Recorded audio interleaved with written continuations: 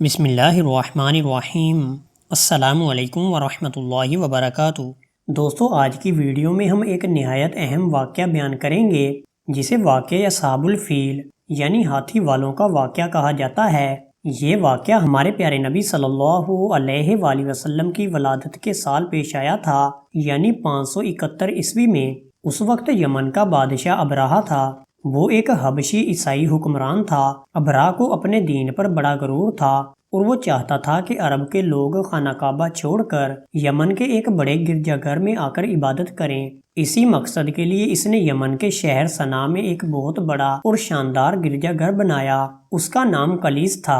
ابرہہ نے اعلان کیا کہ اب سب لوگ خانہ کعبہ کی بجائے میرے گرجا گھر میں آ کر حج کریں گے، لیکن عربوں کے دلوں میں کعبہ کی بڑی محبت تھی۔ انہیں اس طرح کعبہ چھوڑ کر چرچ میں جا کر عبادت کرنا ناگوار گزرا۔ ایک عرب نے غصے میں آ کر اس کے گرجے میں جا کر گندگی کر دی۔ یہ دیکھ کر ابرہہ آگ بگولا ہو گیا اور اس نے قسم کھائی کہ اب میں کعبہ کو گرا کر ہی دم لوں گا، نعوذ باللہ۔ چنانچہ وہ 60,000 فوجیوں اور 13 بڑے ہاتھیوں کے ساتھ مکہ کی طرف چل پڑا۔ وہ راستے میں کئی قبیلوں کو مارتا بچھاڑتا ہوا مکہ کے قریب مغمس نامی جگہ پر آ پہنچا۔ ابرہہ کے سپاہیوں نے وہاں کے جانور بھی لوٹ لیے، جن میں ہمارے نبی صلی اللہ علیہ وآلہ وسلم کے دادا حضرت عبد المطلب کے 200 اونٹ بھی شامل تھے۔ ابرہہ نے پیغام بھیجا، میں مکہ کے لوگوں سے لڑنے نہیں آیا، میں تو بس کعبہ کو گرانا چاہتا ہوں۔ یہ سن کر حضرت عبد المطلب نے فرمایا، ہمارے پاس لڑنے کی طاقت نہیں، یہ اللہ کا گھر ہے، وہ چاہے گا تو اس کی حفاظت کرے گا۔ جب حضرت عبد المطلب ابرہہ کے دربار میں گئے تو ابرہہ ان کی شخصیت سے بہت متاثر ہوا اور اپنے تخت سے نیچے اتر کر ان کے پاس بیٹھ گیا۔ اس نے پوچھا، آپ کیا چاہتے ہیں؟ حضرت عبد المطلب نے کہا، میرے اونٹ واپس کر دو۔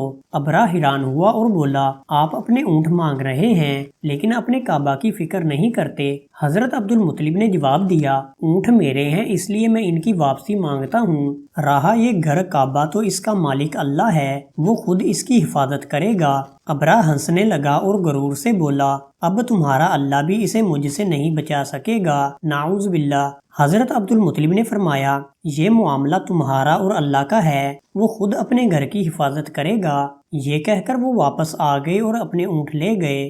جب ابرہہ اپنی بڑی فوج اور ہاتھیوں کے ساتھ خانہ کعبہ کو گرانے کے لیے آیا تو مکہ کے لوگ گھبرا گئے۔ وہ سب جانتے تھے کہ اتنی بڑی فوج سے لڑنا ان کے بس کی بات نہیں۔ حضرت عبد المطلب جو اس وقت قریش کے سردار تھے، سب کو کہنے لگے، یہ فوج بہت بڑی ہے، ہم ان سے نہیں لڑ سکتے، بہتر ہے کہ سب اپنے بال بچوں اور مال مویشی کو لے کر پہاڑوں میں پناہ لے لیں تاکہ قتل عام نہ ہو۔ پھر حضرت عبد المطلب کعبہ کے پاس گئے، دروازے کی کنڈی پکڑی اور اللہ تعالیٰ کے سامنے نہایت عاجزی کے ساتھ دعا مانگی۔ ان کے دل کی کیفیت نہایت دردناک تھی۔ انہوں نے کہا، اے اللہ، بندہ اپنے گھر کی حفاظت کرتا ہے، تم بھی اپنے گھر کی حفاظت فرما۔ اے اللہ، ان سلیب والوں کو اپنے گھر پر غالب نہ آنے دینا۔ اے میرے رب، تیرے سوا میں کسی پر بھروسہ نہیں کرتا، تو اپنے حرم کی حفاظت فرما۔ یہ دعا کر کے وہ بھی باقی اہل مکہ کے ساتھ پہاڑوں کی طرف چلے گئے۔ اگلے دن ابرہہ نے لشکر کو حکم دیا کہ کعبہ کو گرا دیا جائے۔ فوج تیار ہو گئی، لیکن ایک عجیب بات ہوئی۔ ابرہہ کا سب سے بڑا اور طاقتور ہاتھی محمود جب مکہ کی طرف بڑھنے لگا تو اچانک وہیں زمین پر بیٹھ گیا۔ سواروں نے بڑی کوشش کی کہ وہ اٹھے، اس پر زور زور سے مارا گیا، تلواروں سے زخمی کیا گیا، مگر وہ ایک قدم بھی آگے نہ بڑھا۔ جب اس کا منہ شام یا یمن کی طرف کیا گیا تو وہ فوراً دوڑنے لگا، لیکن جیسے ہی مکہ کی طرف رخ کیا جاتا تو زمین پر بیٹھ جاتا۔ یہ منظر دیکھ کر سارا لشکر حیران رہ گیا، باقی ہاتھی بھی اس کے ساتھ رک گئے۔ ابھی وہ یہی سوچ رہے تھے کہ اچانک آسمان پر کالے بادلوں کی طرح پرندے چھا گئے۔ یہ چھوٹے چھوٹے پرندے تھے جنہیں ابابیل کہا جاتا ہے۔ ہر پرندے کی چونچ اور پنجوں میں ایک ایک چھوٹا سا کنکر تھا، لیکن یہ کنکر عام کنکر نہیں تھے، یہ اللہ کا عذاب تھا۔ ابابیل لشکر کے اوپر آ کر اپنے پنجوں اور چونچ سے کنکر گرانے لگے۔ جہاں کنکر گرتا وہاں بڑا سپاہی یا ہاتھی پل بھر میں ختم ہو جاتا۔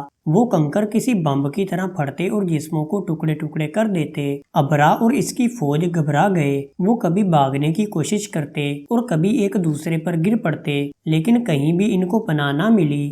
دیکھتے ہی دیکھتے 60,000 فوجی اور 13 ہاتھی سب ختم ہو گئے۔ زمین پر لاشیں ایسے پڑی تھی جیسے کھایا ہوا بھوسا بکھر جائے۔ ابرا خود بھی زخمی ہو کر بھاگا، لیکن راستے میں وہ بھی مر گیا۔ اللہ تعالیٰ نے اپنے گھر کی حفاظت ایسی کی کہ کوئی بھی طاقت کعبہ کو نقصان نہ پہنچا سکی۔ یہ واقعہ 571 عیسوی میں پیش آیا۔ یہ محرم کے مہینے میں محشر کے مقام پر ہوا، جو مزدلفہ اور منی کے درمیان ہے۔ اسی سال کو عام الفیل کہا جاتا ہے۔ اسی سال اس واقعہ کے تقریباً 50 دن بعد ہمارے آخری نبی حضرت محمد صلی اللہ علیہ وآلہ وسلم پیدا ہوئے۔ دوستو، اس واقعہ سے ہمیں یہ سبق ملتا ہے، اللہ تعالیٰ سب سے بڑی طاقت ہے، اس کے حکم کے بغیر کوئی کچھ نہیں کر سکتا۔ خانہ کعبہ اللہ تعالیٰ کا گھر ہے، اس کی حفاظت خود اللہ تعالیٰ کرتا ہے۔ کمزور انسان جب اللہ تعالیٰ سے دعا کرتا ہے تو اللہ تعالیٰ اس کی مدد ضرور فرماتا ہے۔ بڑے لشکر، ہاتھی اور طاقتور بادشاہ بھی اللہ کے سامنے کچھ نہیں۔